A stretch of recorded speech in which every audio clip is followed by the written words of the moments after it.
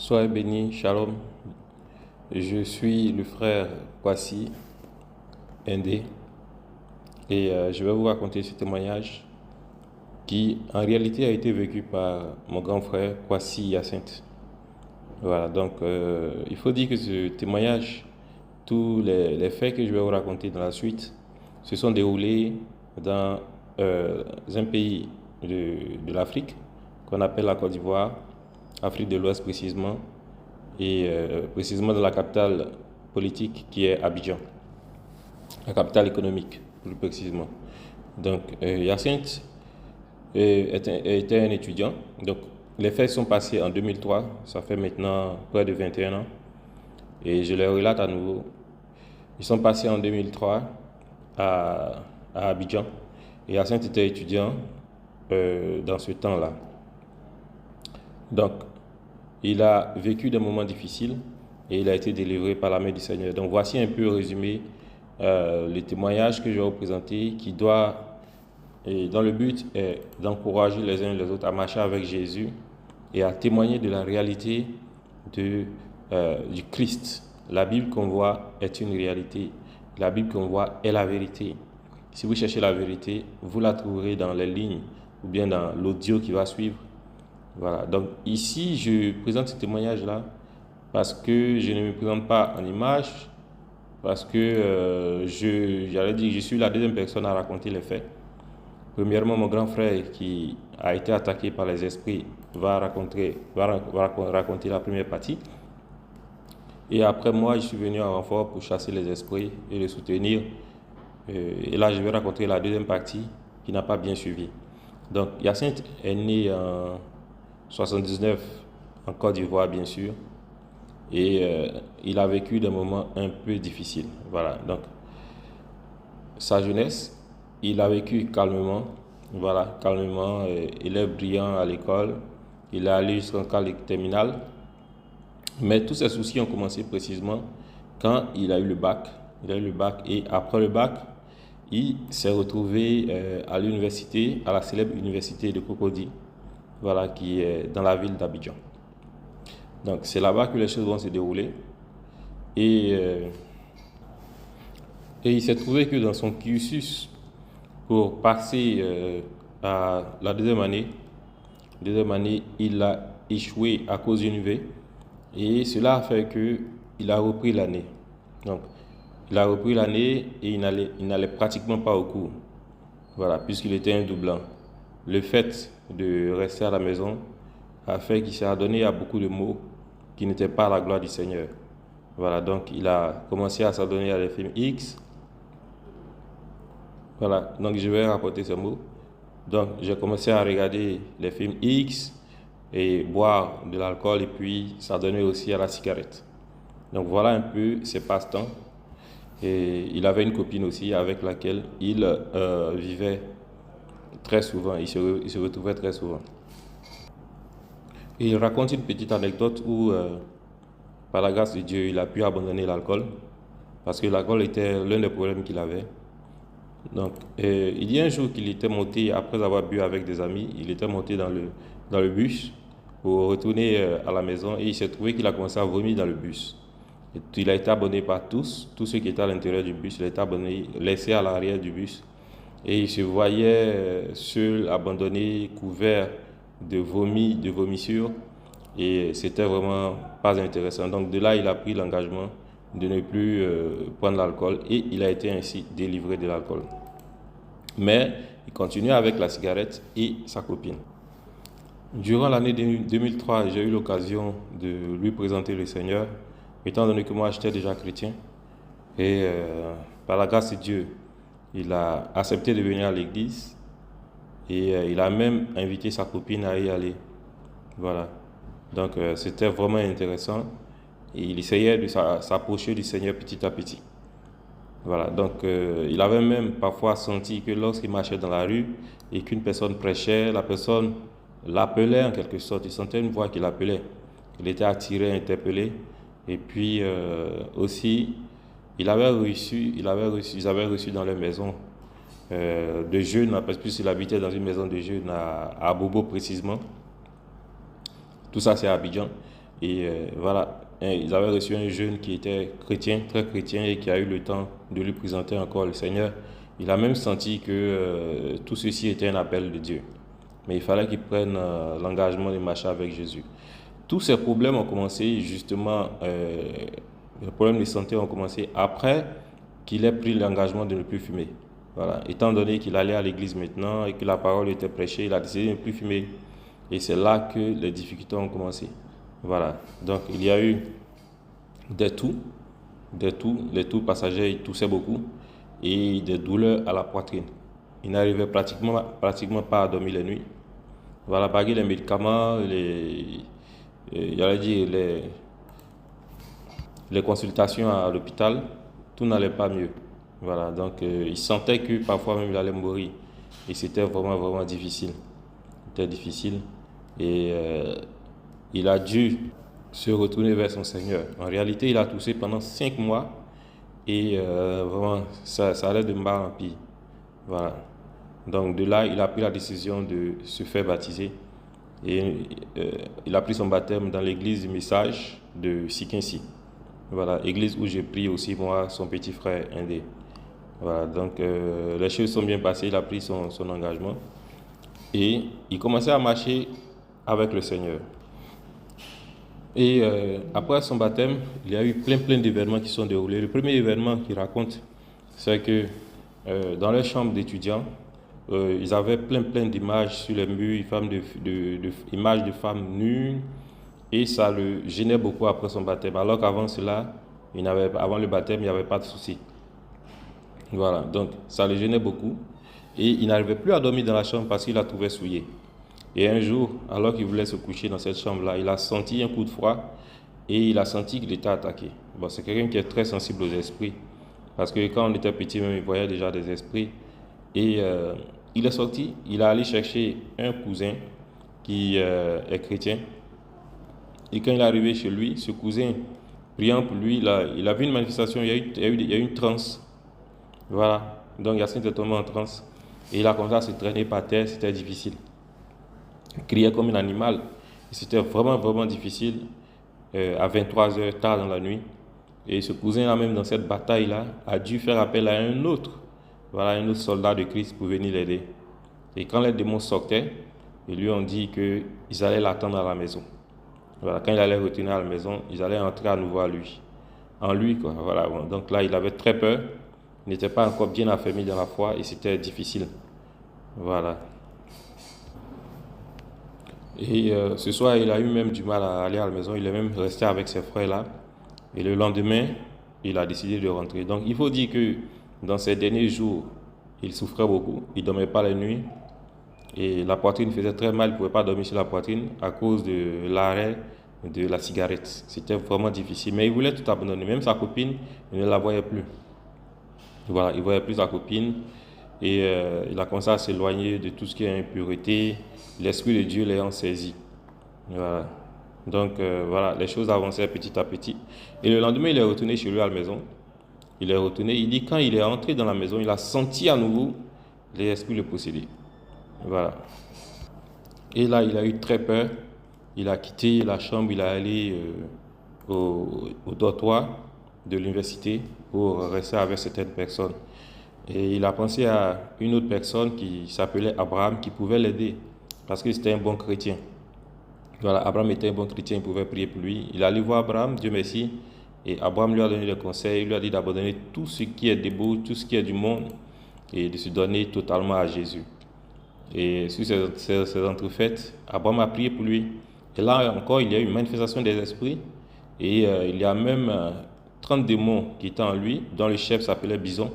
Bison, qui est l'un des acteurs des films, plutôt du jeu Street Fighter. Voilà, pour ceux qui ont déjà joué à ce jeu. Yacine jouait beaucoup à ce jeu. Donc, gardons-nous de certaines choses, comme les jeux et tout ce qui est impur. Voilà, et le démon qui était à l'intérieur a dit que pourquoi Yacine veut arrêter la cigarette, la boisson, les jeux vidéo, le sexe, la convoitise et tout ce genre de choses-là. Et c'est ce qui a fait qu'il a pu entrer en lui. Voilà, l'envie, le mensonge et tout ce qui est du diable.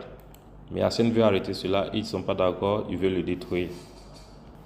Il tentait donc de tout abandonner et il a beaucoup abandonné, mais il restait sa copine qu'il aimait beaucoup. Voilà, c'était vraiment difficile pour lui de la laisser. Et un jour, alors qu'ils étaient ensemble dans la chambre, il a succombé. Et là, il a succombé, ils ont passé un temps ensemble. Et après, il est retourné en famille parce que c'était les vacances. Voilà, il est retourné en famille. Et il dit qu'une nuit, alors qu'il dormait, il a fait un rêve. Voilà, donc il a fait un rêve et il a vu des démons qui étaient derrière lui, en train de se moquer de lui, pendant que lui était accroupi et il priait. Voilà, et ils ont dit que celui que tu pries ne t'entend pas, tu pries en vain. Voilà, mais lui il continuait de prier, il faisait confiance au Seigneur et il comptait sur son salut. Et les démons qui étaient par derrière s'avançaient vers lui pour le frapper de mort. Mais il continuait de prier, il priait et du coup il y a une lumière qui a jailli. Tout ceci c'est dans le rêve. Une lumière qui a jailli et une grande main l'a saisi du haut des cieux et l'a enlevé. Et là, il fut sauvé. Donc voilà le rêve qu'il a fait et ça l'a beaucoup réconforté.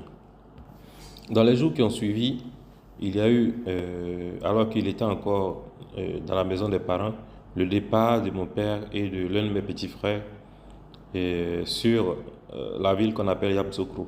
Voilà, ils sont partis en vacances et tout le monde avait pratiquement quitté la maison et Yacine était resté avec certaines personnes.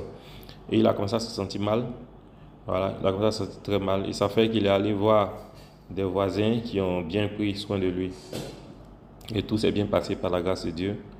Et il a pu, après cela, avoir un peu d'argent pour aller rejoindre mon père à Yamoussoukro parce qu'il se disait qu'il allait mourir parce qu'il souffrait vraiment la nuit.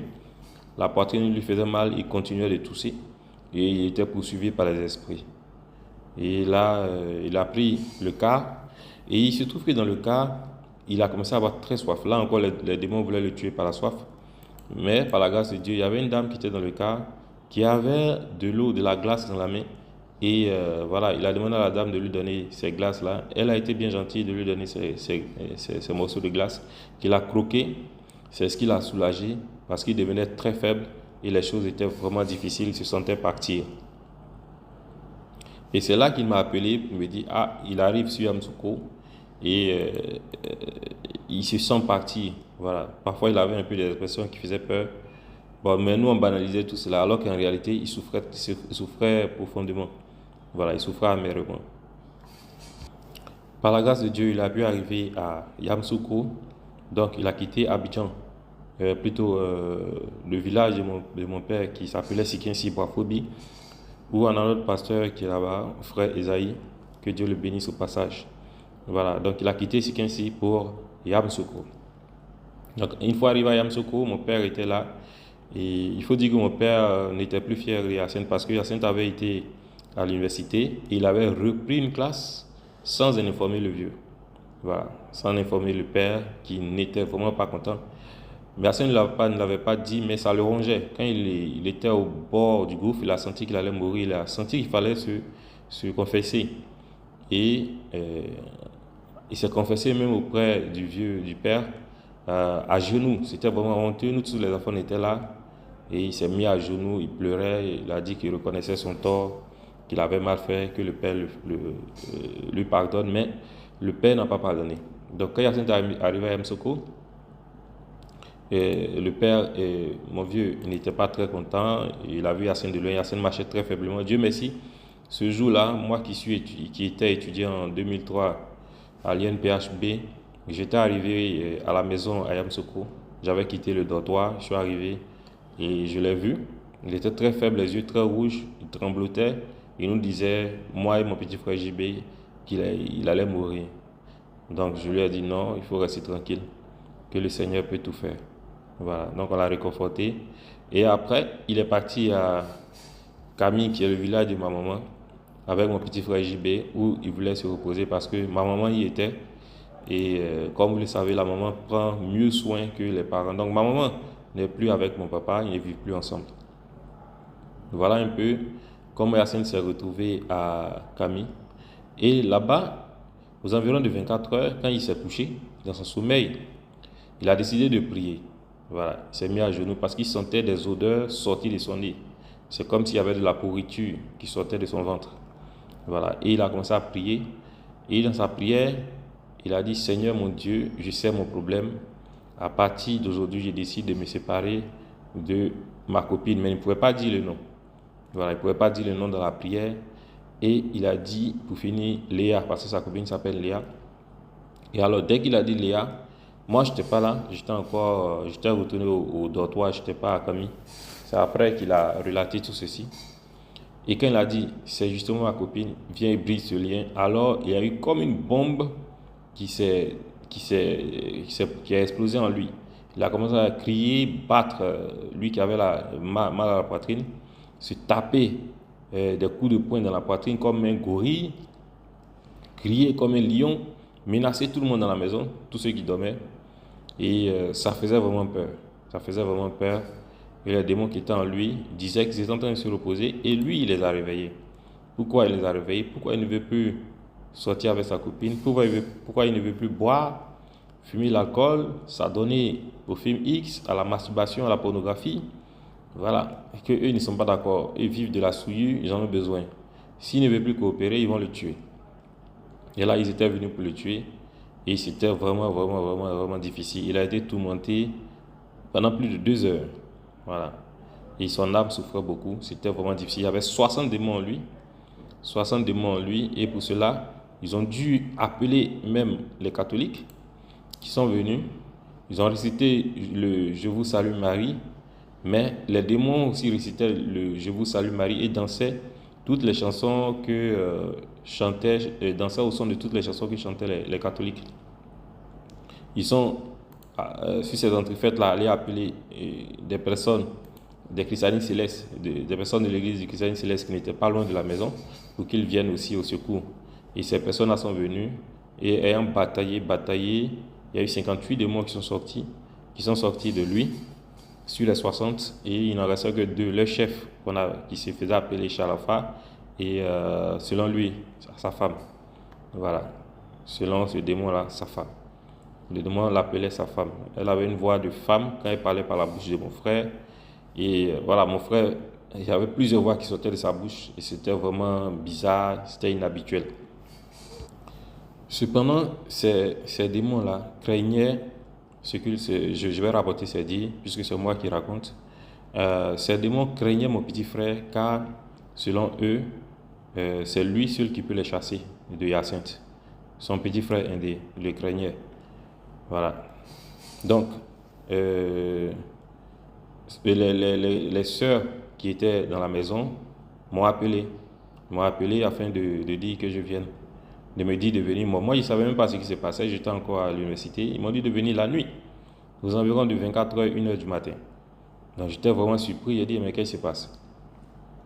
Mais ces démons, encore de l'autre côté, ont dit que si vous êtes allé appeler Indé, alors on va envoyer des petits démons pour qu'ils fassent un accident. Et là, ils m'ont appelé encore pour me dire de ne pas venir. Bon, moi, j'étais déjà en route. Et après, beaucoup de choses sont passées et j'ai pu arriver au village de Camille et sans savoir qu'il y avait eu plein de combats qui se passaient autour de moi. Voilà. Donc, je suis arrivé, j'ai trouvé mon frère et on a pu échanger. Voilà, on a pu échanger et je pense que je vais prendre le relais. Bon, là, je raconte un peu ce qu'Hyacinthe a vécu. Moi, je n'ai pas trop vécu ces faits-là. Et le relais, c'est un peu devant. Je vais prendre le relais tout à l'heure. Mais quand je suis arrivé, il a pu le calmer. Et le lendemain, on a dormi jusqu'au matin. J'ai dû chanter même pour qu'il n'ait pas peur, parce qu'il avait très peur. J'ai dû chanter des cantiques. J'ai laissé mes activités de l'école. Je suis venu, bon, par la grâce de Dieu m'a soutenu. Voilà. Et le lendemain, on a pu se réveiller. Dieu merci, malgré tous ces soubresauts-là. Et il avait envie d'aller aux toilettes. Et il faut dire que ça faisait près d'une semaine, il n'arrivait pas à aller aux toilettes alors qu'il mangeait. Les démons mangeaient tout ce qui entrait dans son ventre. Voilà. Et il a dit qu'il va aller aux toilettes. N'ayant pas de toilettes à la maison, nous nous sommes rendus dans le champ de ma maman qui était dans une brousse. On s'est mis à côté du champ, dans la brousse qui était à côté du champ, pour les besoins, parce que les gens allaient dans les champs, allaient dans la brousse pour faire les besoins naturels.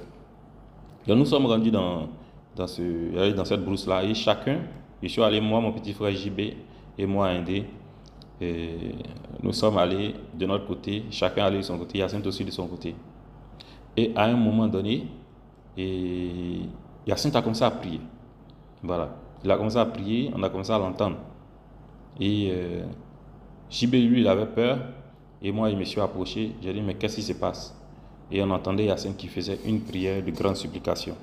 Donc, il raconte ce qui s'est passé en disant, étant maintenant allé aux toilettes, voulant se libérer, il n'a pas pu. Donc là, il a senti qu'il s'affaiblissait. Il fallait qu'il puisse se libérer, il puisse aller aux toilettes, puisse dégager, mais c'était compliqué. Rien ne venait. Il s'est senti faible, alors il a dit, j'ai levé les yeux vers le ciel et je priais d'un cœur sincère avec l'âme plus faible qui espérait en un signe du ciel du Sauveur Jésus. Mes petits frères étaient un peu éloignés. Je priais me voyant seul sur la terre, car je criais à Dieu. Je criais fortement en disant, Seigneur mon Dieu, je sais que j'ai mal agi envers toi. Je sais que j'ai péché contre toi, mais fais grâce.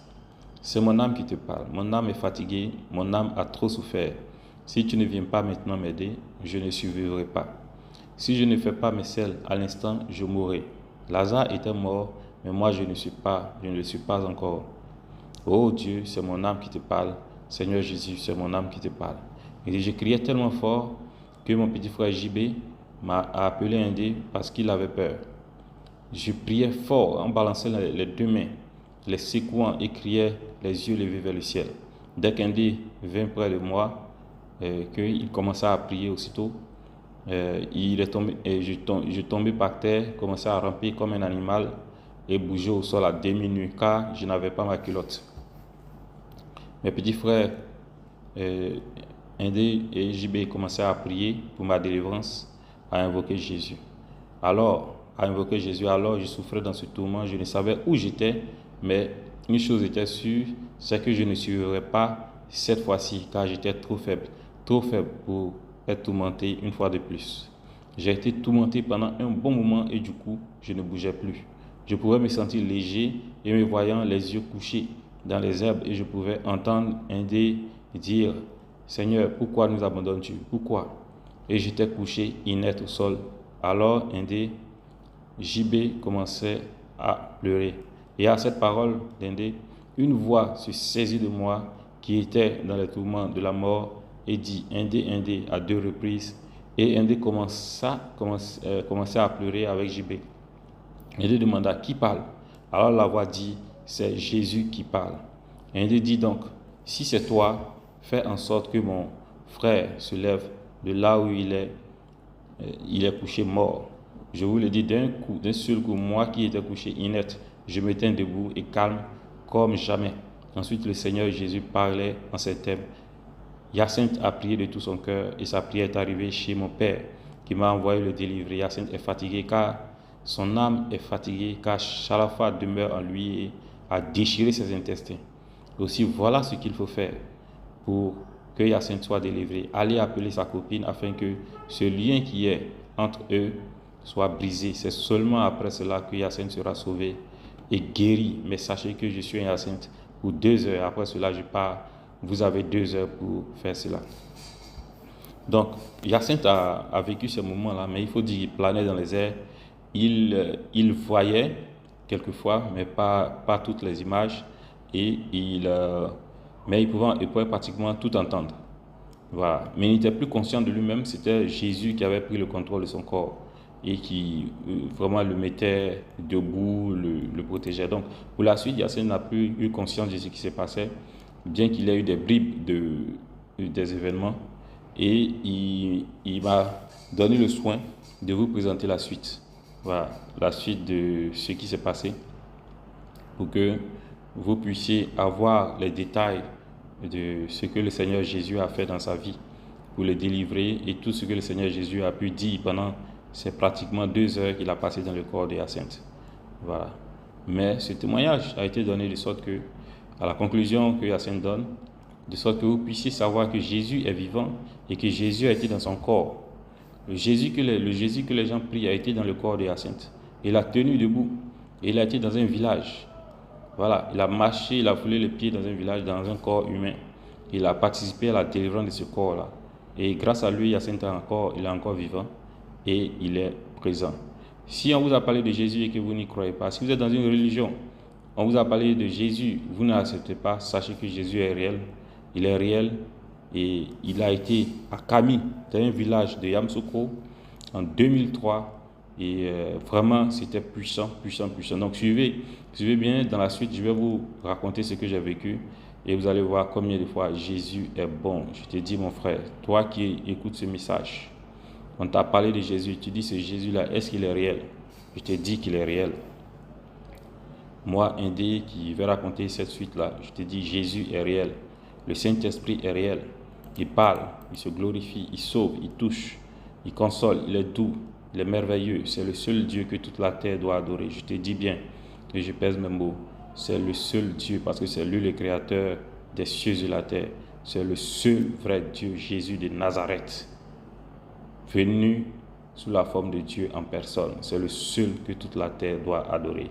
Que Dieu vous bénisse. Nous allons nous retrouver dans la suite pour que je vous présente un peu ce que le Seigneur a fait dans la suite. Gloire à Jésus. Amen. Shalom.